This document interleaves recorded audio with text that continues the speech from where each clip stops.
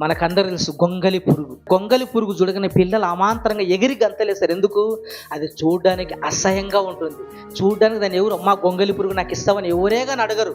ఎందుకు? ఆ గొంగలి పురుగు దేహాన్ని చూసే అసహించుకునే విధంగా ఉంటుంది, దూరంగా పారిపోయే విధంగా ఉంటుంది. కానీ కొద్ది రోజులకి ఒక గొంగలి పురుగు దీర్ఘకాలిక నిద్రలోనికి వెళ్ళిపోతుంది. దాన్నే సుప్తావస్థ అంటారు.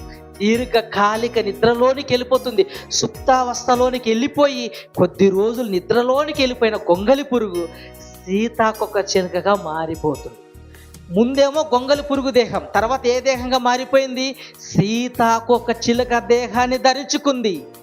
అంటే ఒక గొంగలి పురుగే మరో దేహంలోనికి మారిపోయిందే. మనిషి కూడా అండి మరో దేహాన్ని పొందుకుంటాం, మరో దేహంలోనికి వెళ్ళిపోతాం. క్షయమైపోయే దేహాన్ని అక్షయతలోనికి మారిపోతాం. ఈ క్షయమైపోయే దేహాన్ని దేవుని కొరకు ఖర్చు పెట్టి దేవుని పనిలో వాడి నలగొట్టి శ్రమ ఓడ్చి దీని కష్ట నష్టాల సుఖాల మధ్య దీన్ని ఏంచి శరీరాన్ని దేవుని కొరకు ఖర్చు పెట్టావనుకో, ఈ మట్టిలో పెట్టిన నీకు మరో దేహాన్ని దేవుడు నీకు ఇవ్వబోతాడు.